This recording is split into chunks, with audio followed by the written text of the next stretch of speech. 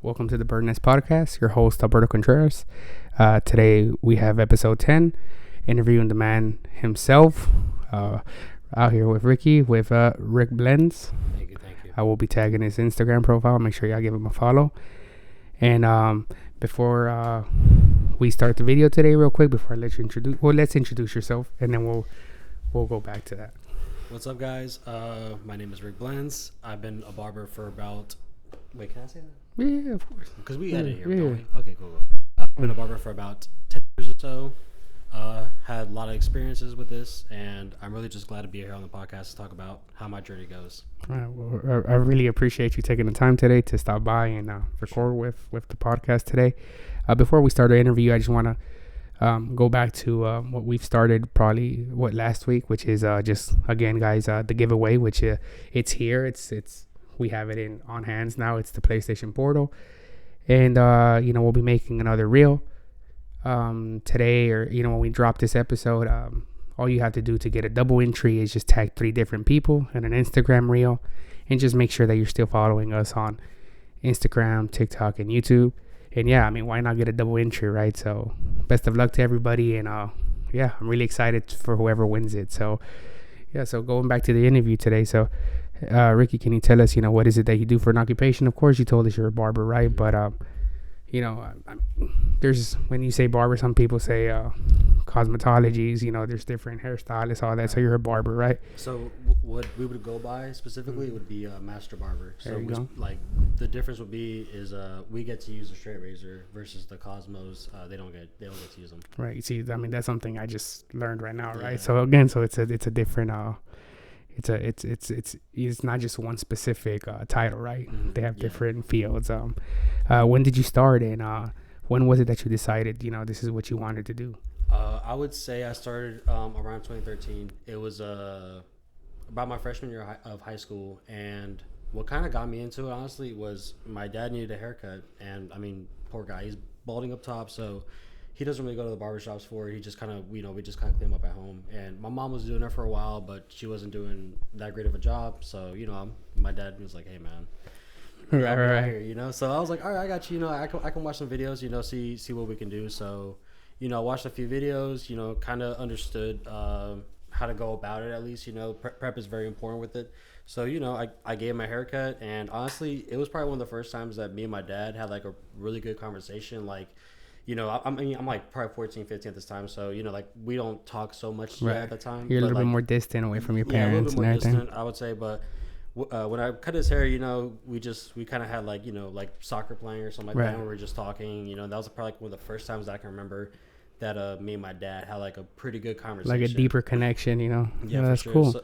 So is it sort of, I mean, did you, during that haircut, did you feel like, wow, this is something that, like you saw some interest, or, you liked it, or was it more just It was definitely more of a hobby at first. Right. I just kind of like, it was just a fun thing to do. I did it as a hobby. And then, I was like, hey, I can kind of do this. It'd be cool if I like cut my buddies from school, just, Yeah. get, like free haircuts, Yeah, just, I remember you used to cut us in high school, man, Yeah, and it yeah. was cool because it was like, back then, I mean, it's crazy how much, at least for us, the haircut world has changed. Yeah.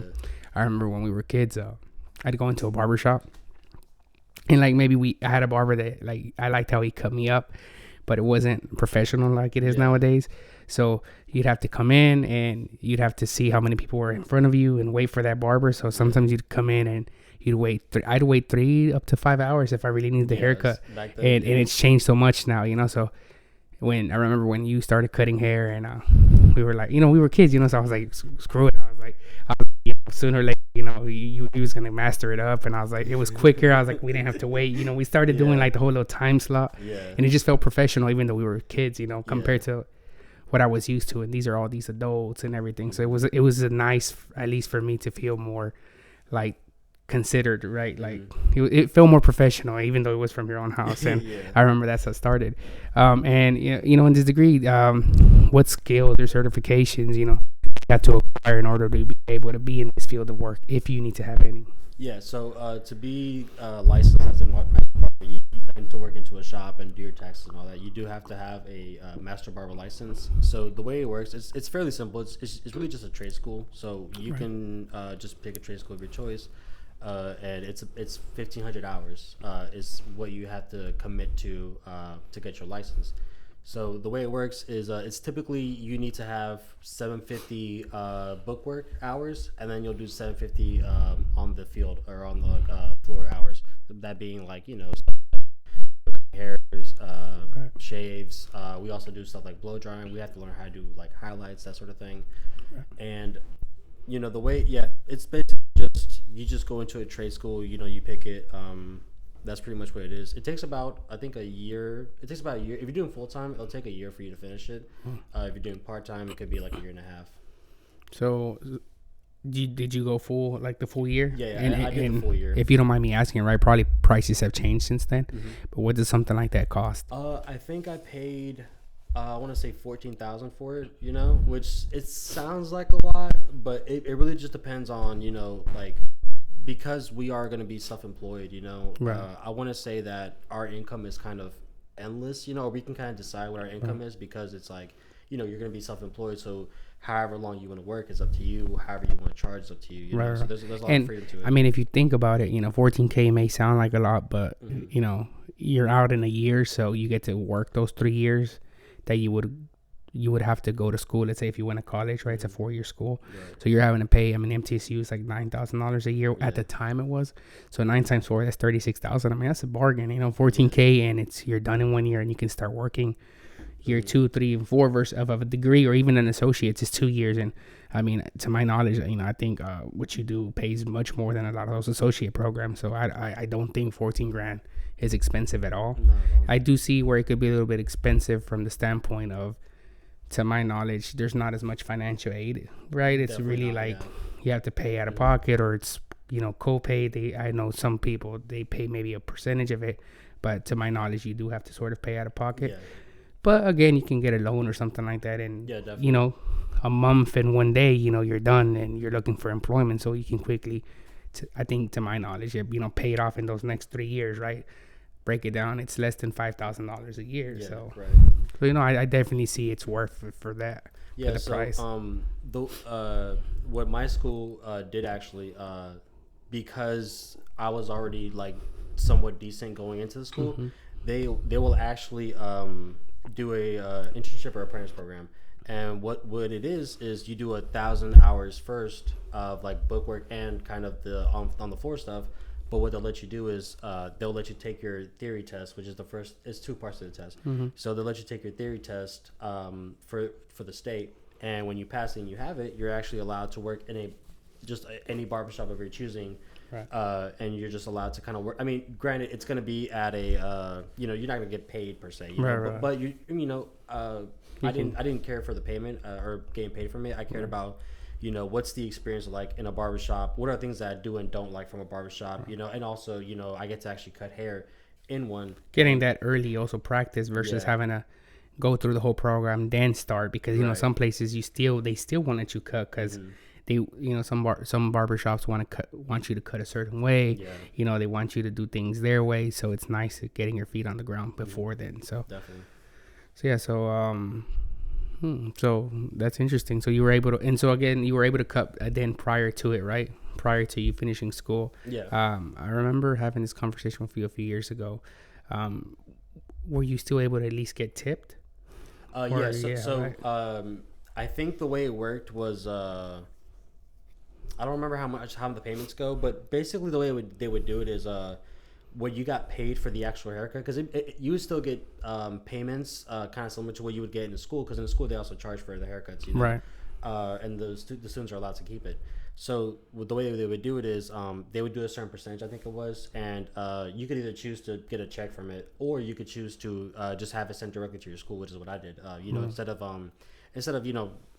whatever a couple $100 I get a week from it, I would just be like, just send it to the school. It'd be a lot easier, doing my payments on it per se. So it was sort of like paying off your school. Yeah, at the same time. Which is the same thing as you having to pay it out of pocket, because if whatever money you have outside, then I guess you can keep. So, yeah. And it's a quicker process. So no, then that's dope. I mean, at least it wasn't like, you know, there's a lot of internships that you go through the whole thing free of charge, for sure, like absolutely free. So yeah, and for the tips, the tips were just like, you know, for the person to keep, you know, like whatever was above whatever the price was for the haircut, you know, anything above that would just be for and the reason I want the audience to know that this is important is because so Ricky was already a really good ass barber, like while he was already doing the school, because then you had already been cutting for years. Like you had, I mean, we went to the same high school, John Overton High School, and I can't tell you, like, it was like a lot of my friends, like the class of 2014, his class, Gabriel's class, that was just coming into the, and you know, we was getting haircuts to at his home, so.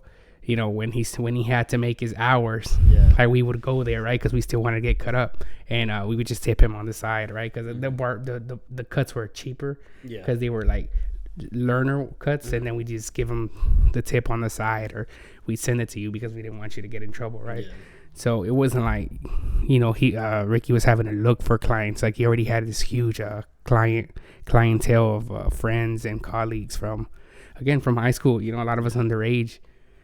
It's definitely you know, because I definitely was enjoying what I was doing. You know, I kind of had those few years before I went into school, so like I kind of already went in running, right? Because you know, I already had the experience. I've been cutting hair for at least 2 or 3 years at that point, you know.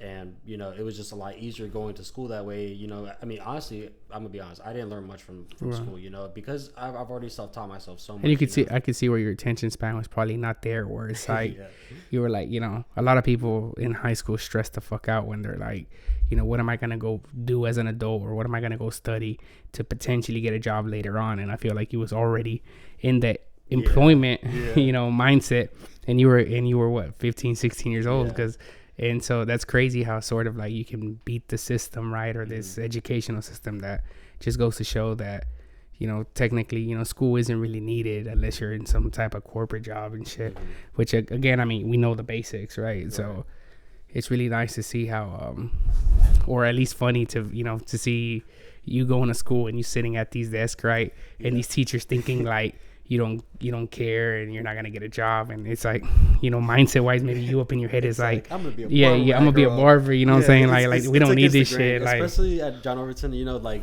they really wanted everyone to already like sign up for a college before you even graduated, and they used to press, like, or the army, remember all those little army people that would show up. It was a funny conversation to try to tell, like my principal was like, nah, I don't need college, I'm gonna be a barber. And then they hit you with sometimes the stupid responses like, okay, but that don't pay well, or what's that pay? And I'm like, what they don't know is that, you know, like I know a lot of teachers don't get paid shit.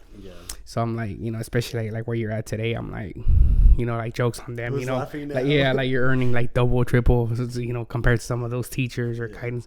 I remember one time I saw a statistic where I think teachers were getting paid like in the 30s and like guidance counselors in like the high 20s, like 28, 29. So I'm like, I think I make quite a few teacher salaries combined and shit. So, you know, to date. So it's hilarious to some degree to like how a few years ago, you know, again, not much, right? Less than 10 years ago, they were like looking at us and thinking that we were, you know, we don't know what we're talking about. We don't know the real world and this and that. And it's just complete bullshit, man. Like, I mean, they definitely like, I think they kind of misjudged us a lot, you know, like especially not even just being a barber in high school. There's a lot of people that were already doing like stuff like mechanic work or construction work, you know, and like, you know, teachers hear that and they're like, oh, that's hand stuff, you know, like you want to do like it's a physical trade and it's not like something that's like not dirty. It's more of a labor job, and it's like that they don't get paid good at all, you know. So it's just like that's definitely not the case, you know, like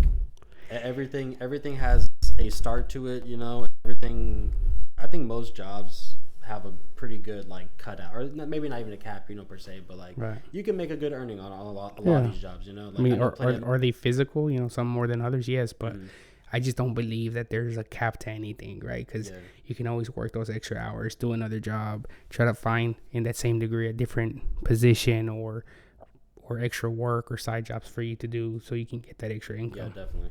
But you know, it's crazy where it's like, I don't know, man, like going back in time, it's like a lot of these teachers just where we're at in life today, you know, if we could, you know, sometimes I question myself whether you can go back and, you know, like these 10-year reunions, or the teachers are going to be there, you know, like for them to see like what are we doing? You know what I'm Yeah. saying? Like, you know, it's crazy. I think it mattered more for in our school because it was a lot of Hispanics. You know, our slogan, right? Our slogan, it was career ready, life ready, or something like that, right? So they really wanted us to do the whole like, oh, you have to go to college. You know you what have I to mean? have this plan. They were trying to Yeah. prepare us so well, but you know, we weren't like a. And you know, I don't think it's a racist thing, but we weren't like a white majority school. Oh, you know, definitely we not. were You know, we were a very diverse school. You know, I think we were the most school. diverse schools, like Yeah, especially in like Tennessee. we still have, or we Yeah. had, you know, a heavy Hispanic percentage of us. Ricky is Hispanic as well, If you couldn't tell. and we had a good amount of African Americans, Asians. We had a lot of Kurdish, like Middle Eastern. Yeah, I remember we had even Nepalis, like tons of Well, Nepalis. I think they fall into like the Asian category. Yeah, like the Asian category, right? So you know, and then we still had a good percentage of white people, but it was very diverse. And so I think maybe this education system looks at it from like the white person's lens, you Yeah, know, a like little bit more of of a a whitewash lens, you know, more of a, like an viewpoint of it. American, like corporate, which I think that's what the educational system is set up to, like just make all these corporate robots, you know, not show, you know, a lot of people say, you know, in high school there should be more trade schools, right? Trade programs, trade internships, right? Because a lot of these trades, you know, they're much more well paid than corporate jobs. Definitely, especially when you take into account, you know, how long is your school, how quick can you, you know, can you level up in these industries, or even as simple as, you know, just and not carry the cross of like student debt. Yeah, literally. You know, like student debt, housing, like having to move to a different fucking state to study this, and you know, almost every technical school or labor job is really hands-on. You go to, they have these private centers that are relatively, you know, closer, available to us. And yeah, I mean, I be hearing, I watched this you probably know him. I mean, he's from here, Dave Ramsey. Remember, they even told us when we was in high school, they would mention him a lot too. And it gives me nightmares, man. I like watching those videos and I don't mean it in a negative way, but all these people that are just completely dumb and have like these student debts of like 200K. No, it's like drastic, man. It's like 200K, 400K of like student loan debts. And I'm like, what the hell? They didn't even finish it. Like there's one dude that was studying to be a medic. He was like 400K of student debt, and he couldn't even finish his boards. And so he's working like he was a substitute teacher. I'm like, dude, like, that has to be so stressful. Like, and being 400K in debt, and you can't call bankruptcy on student loan debt. That's the one debt that carries with you, like no matter what. So I don't know, man. That's just fucking scary how much, I guess, like the system wants to set you up like to be in debt. Yeah, honestly, because I mean, if you think about it, it's like, look, man, a lot of people first year out of their college, they're not gonna pay their $80,000, $120,000 debt. Like, it's really unrealistic. And then interest rates start on top of that. You know, like interest rates start like day one when you graduate, almost. So you're almost in a race. A lot of people literally just pay enough where it's just they're just paying the interest every year, and they basically die with that debt. And I mean, it's like another like monthly bill for life, because I mean, it's a lot of debt, and I just don't understand how people are so willing to just get in debt. And so I think that's what I really admire about what you're doing, where it's like, you know, he didn't have to get in debt. You know, I was able to go through college also debt free, and it's just I paid off my before you even graduated. You know what I'm saying? So I was already paid so off, it's just like, you know, that's really crucial for the younger audience that's to see this, how like, don't be dumb, you know, like don't listen to this corporate world, the American system, where it's like get in debt. They'll sell you that shit. Well, you know?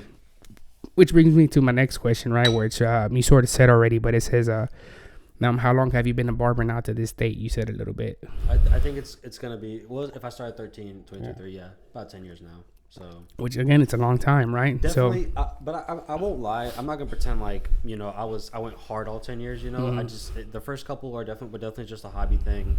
After maybe probably around the time that I graduated in 2016, I definitely took a lot more serious, because I was like, all right, I'm about to graduate. You know, I definitely want to choose this as my career, you know, Right. like this is what I've been enjoying to do my past whole high school year, you know. And if I enjoy to do it, you know, then what's stopping me from just, okay, you know, just jumping off the porch and just really taking it head on, Right. and investing Like so much time, so committing much to it, right? Like on a more serious yeah, standpoint. definitely, yeah. Which I guess brings me to my next question, which you know, I mean, you've been doing this for 10 years, so what's the income been like? You know, like it's so they can see what were you earning when you were like underage, and then you know how has that income over like changed throughout these years, right? Yeah. So I mean, guys, you can only make so much charging $5 for a haircut at Right. first, you know. But I think before I graduated high school, I was probably charging about $10-15, you know, which is like, you know, it takes me an hour for every haircut. You know, $15 an hour is kind of, you know, around a decent mark, you know. Like Right. I couldn't tell you exactly how much I was making because it's just, you know, I I'm remember. like 16, 17. I remember that's just the rate though. So Yeah. then you still tip, right? Oh yeah, You definitely. still tip, tip. yeah, You get other services that you add on top. Like I remember when I was in high school, I would get my hair cut, and every now and then you would also yeah, I would do you like know do the eyebrows or you know, like, facial for other hair. people facial and beards and all that. So you can quickly get up there. But so imagine like I think that's a lot of money for being underage because when I was a senior, man, I was working at this gas station like freaking 40 hours a week. Like it almost felt like it. Like I'd clock out of school and I'd go to work, and I'd close up shop like 11 o'clock every night. On Saturdays 12. Man, I was getting paid $8 an hour. So you were earning twice. You know what I'm saying? Like to me, like back then, that was a lot of money. You know, like living with your parents, not having like, to my knowledge, like these gigantic bills and debts that we have in today's world, right? And so getting $10 a cut plus tips, man, you know that was good, right? For definitely. before high school. So once you finish your degree, what did the income change? Once I got licensed, moved into a new shop and everything. I think I was charging about $20 to $25 a haircut. That was really more or less because I just kind of wanted to just go into it a little bit safer, you know, see what it's like, because you know when you move into a shop, you're actually going to be paying booth rent, right? So booth rent varies. It could be 150, 200, 250 a week, depending on the shop, right? So now that I have a bill that I must pay weekly, you know, I didn't want to be I didn't want to take my chances too much with that. I wanted to put a little bit more on the safe side. Just No, at least your for the price first your day. price has to increase because Definitely. I mean now you're going into, you've invested your time in the school, you've invested $14,000 getting the degree, and again now you have some type of bills or your equipment, right? Yeah, definitely. You got to have more tools now. You got to be more professional, right? Have, you know, I know when I pull up to the barbershop, I see tons of stuff on the desk, and those machines are not cheap, man. No. A lot of them they're pretty penny. So it's only natural that you have to increase your price, and I don't think that's a lot. Like No, definitely not. I didn't really get too many complaints about it. You know, when I first started like going into the shop, I was just booked out like normal. You know, like it wasn't that big of a change. It was really just I wanted to play it safe for a little while, and then I think a few months after that I went up. Do you think that was like a good thing for your shop, that like when they hired you, like you weren't looking for clients, like you brought this whole clientele to them? So I actually moved into a more of a salon place. It was actually very small. It was literally just two chairs in there. It was her. She did women's hair, you know, and it was me. She just had an extra chair in there. Just she had it, you know. And I knew them. They're family friends. So I asked them. I was like, hey, you know, I kind of just need a place to cut. You know, the clientele, you know, doesn't really matter to me too much. Like what walks in, I really just want to just have a place to cut hair, you know. Right. And it was close to the house, you know, a nice little shop, you know, it smelled good all the time. You know, they always kept up with it. So I was like, all right, this will be a good place for me to start off with, you know, just because, you know, it's so easy to move into a shop and there's just a lot of personalities that come against each other, you know. So I didn't really want to get too much into drama with people. Right. I just wanted to kind of go into this place. So, some of these barbershops, it's like you come in and it's like you're the new guy in town. Yeah. And you know, a lot of people are very envious where definitely. you know, they've been there for so many months or years and they don't have that type of clientele, or they don't have, you know, let's say they're not cutting that many people up, and then they see a new guy, especially a younger guy, come in like and 19, starts 20, you know, everybody's coming in for him, and you know, a lot of people really want to see others not do better than them, and so it's, I think it was wise that you went more like more less secluded, like more secluded place. And so timeline, right? So, you know, 10 years you've been a barber. I know the undergrad, right? What was it, like 2 years of that you were cutting hair, you know, in high school? Yeah, about 4 years. About 4 years. Yeah. So 4 years, you know, before you started school. So then school is year 5, and so you started your first salon what, year 6? So I think the way that I did it was I graduated in 2016, and I think I might have taken just a year off just to kind of make sure that It was what you really this is what I wanted to want to do. do. You know, like if I do this every day, you know, and if I'm, you know, how do I feel about it, right? Because you know, it's a big decision. You know, it's something that may or may not be what I do for the rest of my life, you know? Right. So it's like, okay, you know, if I do it, let me just make sure that I really do enjoy it. So, you know, I did that for about a year. And I think in 2018, I started school. So 2018 you started school, so that takes us what? So 4 years means you started as a freshman, right? Doing barber. So that's crazy too. That's why, you know, you're younger than I am. So for having 10 years of work, you know, it's like what, you know, letting the audience know like how did that come, right? Like so, you know, 4 years, 1 year you took a break, you go to school 2018. Yeah, you graduate 2019. So, you know, so 2019 to today's date is 4 years ago. Yeah. So since then, you know, you had the salon where you're working at, you're cutting at. You know, can you take us through the next step? Like, how long had you been there, or are you still there? And then your rates also, have you changed, or when did you move? Or so in 2019, this is early 2019, so maybe January, February. So I'm working at the shop for the entire time up until COVID happens, right? So when COVID happened, you know, we had to just close down. It was a shocker. Yeah, I mean, everything had to close. Right? Anybody that had any type of job, you know, just so we had to stop doing it. And it was one of those things where, one, I hated being at home so much because I'm just not used to it. You know, it's too much of like a, you know, what was it, like a 3-month, 4-month break. You know, it was driving me crazy for sure. Because some people it was like over a year, man. Like, it was crazy. Definitely. And luckily, we were able to open up, I think, back again in May. And the only reason I left the shop was because they were going to expand it a little bit, like just make it a little bit bigger. And the problem with it was that where they were expanding it, I think had like pipelines that they didn't know about, so they had to get permission from state. You know, it was a whole fiasco with it, and it was gonna take me like another 2 months to go back into work after losing those 3 months from COVID and all that. So I was like, look, you know, as much as I want to be here, you know, the fact that I can't work here is you know, and then it's undetermined, right? Because they say 2 months, and who's to say it goes to 3 or 4 months? And so, you know, COVID was a bitch for everybody, and it's like when COVID hit, you know, a lot of people had to stop working, but bills didn't stop, you know. So that's 2, 3, 4 months that you were out, that, you know, you're not making income. I know you don't get benefits and any help. So it's like, it's hard because, you know, compared to a lot of other people, it's like, you know, you're just wasting money, or your savings are going down. During COVID, you know, some people, you know, still had to get cut up, you know. So, you know, I know for a lot of people, it might not have been a money thing. It was more of a safety thing, because we, you know, they were making it seem horrible. So we were all playing it safe. So we didn't want to, you know, nobody wanted to get anything. I don't know, you know, for the people, I got it early on. But the people that hadn't got COVID, they were super like away from it. We were just uneducated about it, you know. And the thing was that I lived in a household with like my 2 nieces, right?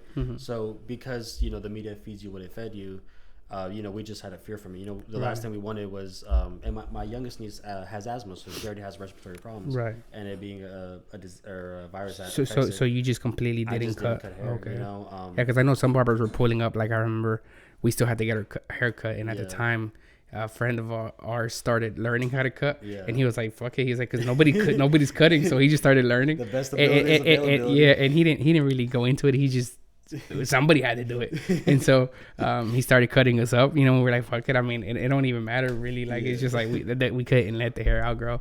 But I know some barbers were, you know, having to come to people's houses, and they were charging even more because it was like a drive up to, definitely. You know, and I've done house calls, and it's not it, man. Like, you have like.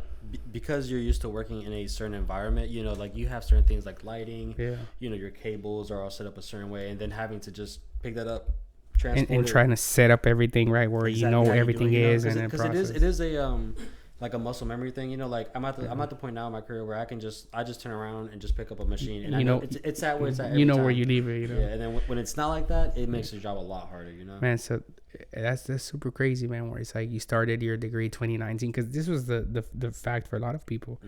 You know, you start 2019, and then you get hit with this fucking thing called COVID. Yeah. And so everybody that thought that was all right, so I'm gonna start, you get hit by a train, right? And you have to like stop completely. I mean, I was able to survive in the sense of my degree was considered essential, so I never stopped. But I know a lot of people that were kicking off businesses or starting. Essential. You know, I don't know like, what they were thinking, man. yeah. We were definitely essential. Yeah. And but I will say this about COVID. Even though it happened and it sucked, it made us be appreciated a lot more. You know, Right. I think people that, because there's a lot of people, when I came back to work after COVID ended, there were a lot of people that just didn't get a haircut for those 3 or 4 months, man. Right. And like that's like the main thing they're looking forward to. You know. Yeah. And I think when you come back and people realize, man, like not having a haircut sucked. It's those, I guess, and I don't mean it in any regard, but it's all these little things that we do on a daily thing, like cutting your hair, right, hygiene, going to the gym. It's just all these natural things that are just natural, right? Like getting a haircut, it's like a must. You just sort of like every 2 weeks, every week, right? That you start, I guess we took for granted. You know? Definitely. Because there's places in third world countries in this world today that's a luxury, man. Like they've never had a haircut. They'd probably get their hair cut with a machete or some type of just shitty. They do it however they can. Yeah, however they can. So it's like, you know, like it's insane to think about. You know, that's like, you know, those people from those kind of countries. It's going to be really difficult for them to get a haircut like how any place in the first world country does. You know, and it's like it is a thing that we have to, like, you know, appreciate and try not to take for granted. And I think that's one of those things that after COVID happened, that people just appreciated a lot of other things, not just cutting hair, but I think it's more of go to a restaurant and eat, you know, more so from this like trap that we're put where it's income based, right? Where we started being appreciative of time off, you know, the small things, and maybe the small things that we look at small are really big things, right? So it's just like freedom. You know, I was thankful. I can say thankfully, I didn't have a single relative that passed away from COVID, but I know other people weren't as lucky, and it was a scary time, man. Like, and as is, you know, I say it like it was ages ago, but I mean, it was not even, you know, 3 years ago, you know. So that's less than like going to college or high school. So hopefully we never run into one of those, but hopefully not, because the earth definitely stood still for a while. Right. And so we're at year 7, and I guess so the audience knows more of a year standpoint, you know. So the haircuts are 2025. You're averaging, you know, 1 an hour.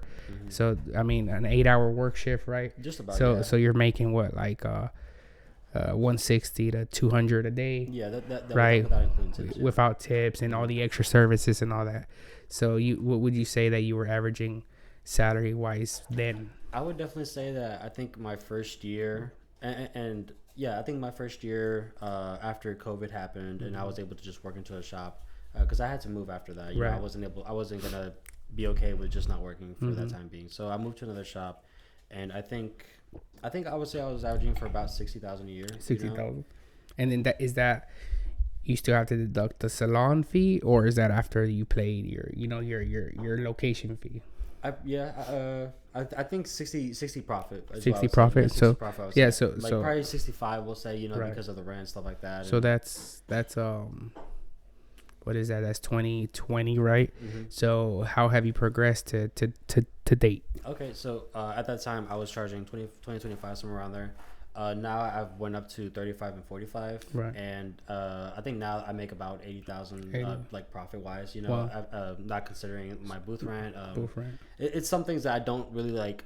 Equipment and stuff like that, were just sort of normal because it just goes back into my business, right? So I don't see it as a loss, obviously. So honestly, I would say then, just with rent alone, with how it is today, then you're in that low 90s, right? Mid 90s, right? Which is amazing, again, for what somebody might consider, you know, not a good paying job or something that anybody can do or can go get a trade school. Like, I mean, you're closer to the 6-figure mark, you know, and all you had to do was invest $14K. Yeah, basically, you know, just but $14K and then commitment. But the biggest thing is your commitment, and you know, not every barber makes this, right? There's others that make more, others that make much less, but it really depends on, you know, how good of a skill set you have. And I honestly think you're a really good barber. Like, he takes time on his cuts, but they come out really good. And I mean, that's sort of why people pay the price, right? There's people I know, there's barbershops and locations here where they charge like $50, $60, $70, up to $100 a haircut, right? And so I guess the follow-up question to that is, so you're making this money right now, what do you hope to, be at within the next 1 to 3 years, and or is there a reason why you haven't raised your prices more? Because it's hair getting, I think you start getting into this gray area with cutting hair where you can only raise your prices so much, where your clients are like, yo, you can't afford it, to where if you raise your prices so much, instead of getting a haircut, let's say me on a weekly, that's 4 times a week, then you might go to bi-weekly, or you may be forced to go every 3 weeks, because it's like, oh, I really like how he cuts my hair, but I can only afford to do it so much, especially in today's world where inflation's through the roof. And it's like a lot of people's purchasing power or income is really low, right? Like what they have after necessities, which is bills. I feel like a haircut to us is a necessity, but in the event of if it came down to it, definitely, you put it on the lower of your priorities. So I could definitely answer that with, like you said, the gray area. There definitely is a gray area to it. I think one of the most important things is I still want to be just affordable enough to where my clients can come as often as they want to, right? Because of course I can, tomorrow I could charge $100 for a haircut, but it's going to be a new clientele base. It's going to be, I just have to attack it differently. Right. And honestly, being a booked out barber, you kind of get into a relationship with your clients, and it's like, you don't yes, you want to make more, but you don't necessarily want to replace anybody you already, grown, this attachment with. Because some of these clients have been with you from day one. Yeah. Since so some of these clients are still friends of yours that were friends before the business. So it's like, you don't ever want to forget about them. And you also know you have to put yourself sometimes in their shoes, where maybe you're like, if I become too expensive, like sooner or later, every time you've changed prices, I can almost guarantee you that you've had clients that you lose, or they're like, for that price, like, I get 2 haircuts over here, maybe they're not as good, but I don't make as much money as to be able to afford you, right? So I think those are things that matter, right, in this industry, or in a lot of industries, when you're changing prices, because like you said, you can raise your prices even higher, and sooner or later you're gonna, the people that adjust to it, and then you'll get new clients, and so they'll adjust to it. But I think really it comes down to maybe not wanting to lose so much in touch, like that, in relationship, being in touch with your clients, right? Definitely. A lot of them being people from a long time. Yeah. And I think because of that, like that trust and that relationship I build with my clients, I'm not gonna say it hinders me, because I don't think it does at all. Because of my clients being able to be, just be able to have conversations throughout the entire day, I really appreciate that more than what I make. Honestly, if I want to make more money, I could just extend my hours. Right. Like I don't work that long. I mean, I work the normal 8 hours, but if I wanted to, I could switch it to 10 hours a day if I want to, But honestly, when you kind of get to a certain point, like how I am, it's kind of important that you just enjoy what you do. Right. Like regardless of what your income is. Obviously, don't work for free. Oh, for sure. But you definitely want to be able to look forward to your work days every day. Right. You want to be able to show up and not feel like you're just looking at the clock, like for it to clock out. Because again, like I think, and when I see a barbershop, I think it's nice to like show up and catch up with your barber. Sometimes like have that conversation, it's been a week, it's been 2 weeks, like anything new, something you get to see sort of almost your clients also grow up as they come into that chair, right? Some people, get a girlfriend, get engaged, have kids, and this thing, and like we have friends now that are bringing their kids to the barbershop, so I think it's nice to see that, like that change from a sort of work perspective, where it sort of has just happened on its own, that you can still sort of stay in contact with some of these people, which is through work, but it's sort of like it's not the same. It's not the same as like a different type of work, because it's like, look, this guy's gonna sit in my chair for an hour. Right. He's gonna have to conversate with me. Right. I'm not gonna just cut his hair for an hour and it's gonna be quiet. It's like awkward. The awkward silence. Like no, most if not all the time, every client that comes in, is gonna conversate with me. There's gonna be the odd ones out. The people that just are coming out from work or something like that. They just want to. And relax. Then new clients or walk-ins, or sometimes some people are having a bad day, so it's like it's not crazy. But at least ask them how their day's been, anything new, and if they're not, you can kind of tell in the conversation, like if they're giving you like these dry answers, so I never take offense to it, because this guy's been talking to me for the past 10 years. If he's not talking to me today, it's probably because he's not having the greatest day, or he's so we'll see next time, or hopefully or maybe something happened, or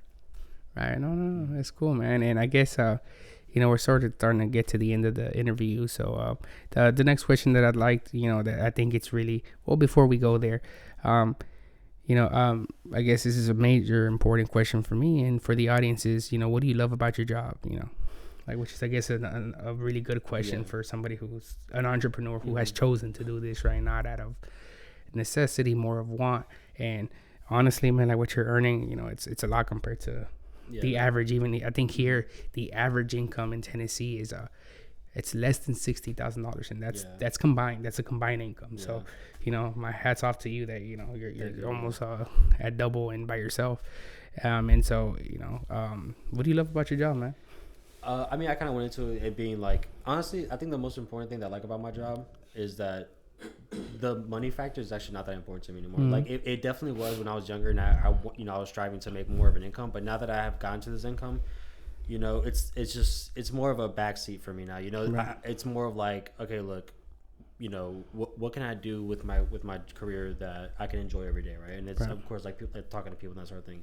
But I think a very interesting concept of barbering per se is it really is a you get what you give sort of thing. Right. Like if you're putting out like bullshit haircuts every day, you're not gonna get anything good back.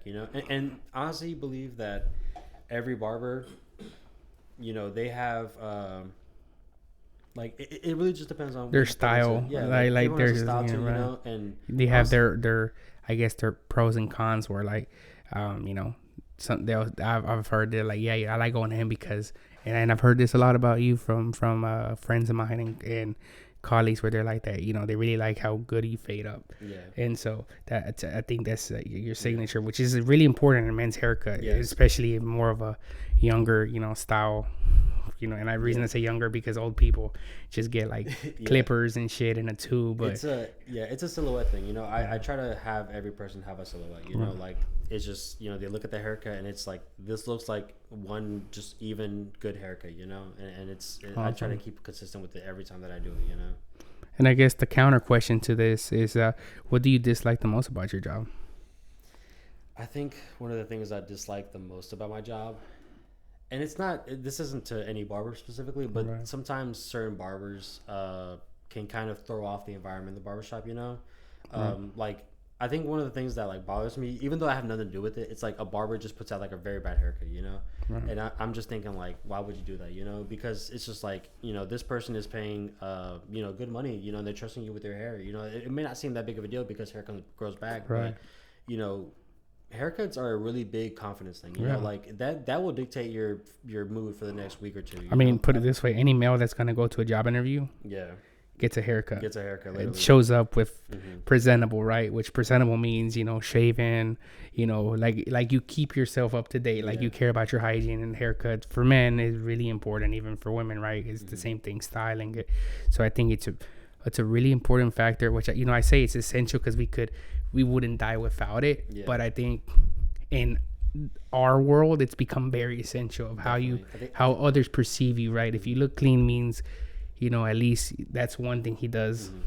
Beside anything else, income related, he cares about or she cares about their image, So it's really, it says a lot about you. Yeah. Because I think one of the bad things, or one of the things that you mentioned, like going in for a job interview, but there's so many things that don't even correlate to that. It could be first date with somebody. It could be seeing a family member, and like there's just certain things that you want to look good for. Like those special events, like holidays are coming up, and so your business blows up, right before Thanksgiving, holidays, where you sort of have to tell them, hey, you guys got to come in this day because I'm not going to cut this day. Because I think a lot of people mistake that you guys are don't have a life. Y'all have a life. And it's like, you got to cut me up right now. Like, no, like, dude, like he has a fucking life. He has family. He has friends. Like, you're not a drug dealer where you just call you up and like you're supposed to be there, So, it's really funny how some people, they through their lens, it's like, your life's not important. Like, they're self-centered and shit. I'll tell you that. Like, I definitely go home after my appointments are done. Yeah. But no, man, that's cool. And I guess closing out the interview, it's a question I like asking all my guests here, which is and it's really important information for whoever may be watching this, a younger audience. And the reason I say this and I like doing these podcasts is because to me it's almost like a time capsule. Having you here on this podcast, it's a video that'll be there forever. And, we can maybe come back if you liked how this went, and, let's say next year, 5 years, 10 years, you can search up that video and you're gonna see, in today's world, like that was you, how you used to look, or how much you've changed from today to then, whenever you can just go back and search your video up. You know, what advice would you give the audience? One being personal, and one financial advice. For somebody trying to self-invest in themselves or trying to get their feet on the ground into this degree or any degree, right? Like, what's something that I think has resonated with you or it's helped you through your journey, right? One thing I think my grandma used to tell me was, and this is kind of like more of a financial thing that she would tell me, is like, it's no one's fault that they're born poor, but it is your fault if you die poor, right? I forgot to say that, quoted in the thing later. Right. But, when she told me that, I was like, that makes a lot of sense, yes, we don't all have the same opportunities, but as others.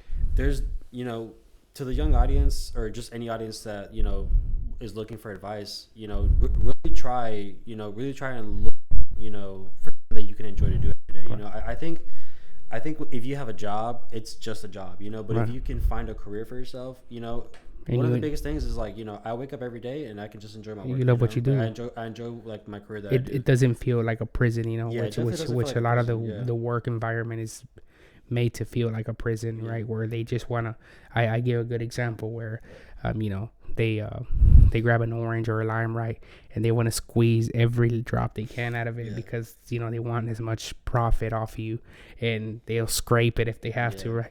And I think those type of jobs are the worst. You're just a number to them. And I really like your advice, because I've heard that a lot, right? It's like we can't choose where we came from, but you can choose where you'll end up. Definitely. Because I think in life, everything is because of you. Yeah. Everything you do is because of you. And I don't mean it to be self-centered, but family and friends sometimes. And I've seen this a lot where when you're on top of the mountain, they want to ride the roller coaster with you. Yeah. But when you're at the bottom, they get off. Yeah. So and a lot of people, when you're on top of the mountain, all they're doing is trying to catch a seat, which is weighing you down, and it's what causes the roller coaster to go down sometimes. And it's I tell people, I was like, no matter what, you have to stay sort of self-centered in a way, because it's your future. Everything you do is for you, for your kids one day, for your family. I think when you put it into that aspect, like you yourself want to be in a good position, but it's not just for you. No, it's I think it's always to give back, right? Yeah, it's always parents, to give back, somebody. I think for us, like one of the biggest things is like, what do I have to do to be able to put my parents in a better position? Right. Like once they get older, they don't work anymore. Like I would love for my parents to just be able to live with me, right? And just be like, hey, mom and dad, don't worry about it anymore. You did your job raising us. And I think that should be almost every young person's mindset. But I think it really resonates with me and you because we're Latino, and seeing our parents sometimes, you feel like you have a bigger cross on your shoulder, right? That you got to carry, and hopefully, we get there one day, right? The future, we're very young. We're not even in our 30s, and we still have a lot of life. You don't retire till you're 65, and I really think you're doing good right now, man. Like, of course, we still have work to go, right? Work is never done, No, it's never done. It's done till we die, right? And again, I really appreciate your time on here. And so I appreciate you taking the time to come on here, because it's not easy. Because I think of it from an income perspective, where you're driving down here to meet with us, and this takes time, right? This is income, where to some people it's lost income. But I've always really said it, where I think it's nice for us to give back, where we were on the other end of this camera one day. I remember, at least for me, me seeing the guy that I wanted to be, which I am today. Like, I only dreamed about earning that type of money when you started. You probably looked up to these barbers that I think you're past now. And it's crazy to see, what life, gives back to you, which I guess it's not free, but it's sort of like the seed you plant, the more you water it, the more it's going to grow. And sometimes even by accident, you see that your seed has outgrown your own expectations. And I wish much blessings to you, and continue to do your thing. and make us proud. You've been doing this since you've been in high school, and you've never disappointed. And I'm really excited for what comes next, which I guess is another question I want to ask you before we end this podcast, which is, do you see yourself doing this for a long time, forever, which is perfectly fine, or do you have something else, you hope to work on or are working on that's unrelated to this degree that you're in? Yes, honestly, I wouldn't say I want to do this for the rest of my life per se, but I wouldn't mind this being still something that I do, just not at the extent that I do it at. Right now I'm doing the 8 to 10 hours of work day. If I become a little bit older and I just do it just because I just enjoy to do it, I have nothing wrong with it. Right. Well, is it a degree that you like? Is this field of work something you plan on doing for the next few years, like the next 5 or 10 years, or do you feel like there's something that you may have been thinking about venturing into, or doing something completely different? And the reason I say that is because as our income rises, and I think it's a good thing that money isn't important to you in the sense of keep that mindset, because a big advice that I'd like to give the audience is live below your means. Definitely, because all that extra money is, again, it's for a future event. It's for retiring your parents and being able to use that money to do, which I guess the biggest thing in this world, I think what moves money quicker is the quicker you can save up a big, bag of cash is, going into real estate, doing something right in the barber world, opening up your own, getting your own spot, getting, new barbers to where you charge them rent, right? And being more of a corporate or sort of like company base, right? I'm honestly not too interested in opening up a barbershop per se, just because there's going to be a lot of micromanaging that comes into it. I think if I realistically did something that involved with my degree, it would be more of opening up a suite, where it's a little bit more formal. People have to sign contracts to it. They can't just up, at a barbershop, if a barber isn't enjoying it anymore, they could just up and leave, not pay their booth rent, or anything. They just leave and that's it. Versus a suite, it's a little bit more like, there's gonna be paperwork to it. So I think if I did anything that spanned out to it, it would honestly probably be something like that. But honestly, it's not, as of right now at least, it's not like something that I'm super digged into yet. I'm more or less into what's more that I can do with my current career that where I can try and get to a level where I have a lot more financial freedom. I'm honestly more interested in stuff like like personal investments, like your Roth IRAs, your mutual funds, that sort of thing. Just because stuff like that always seems to intrigue me, where it's like you don't always have to do something crazy to make money.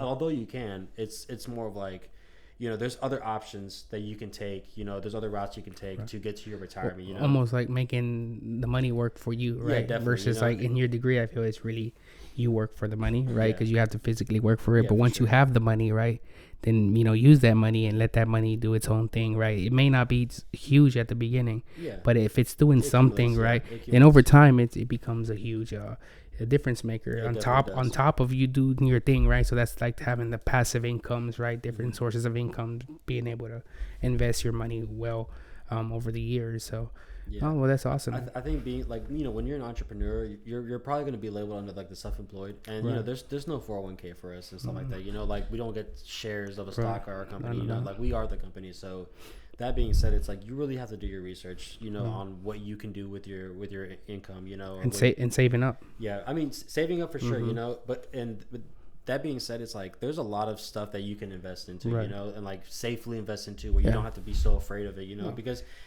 I think when you're not educated on something like personal finance, it can be very scary for sure. And I think you read a few books, you watch your videos, you do a lot of research on this stuff. You become more just warm to the idea of like, okay, so it's not just all this certain thing. I can go these different routes.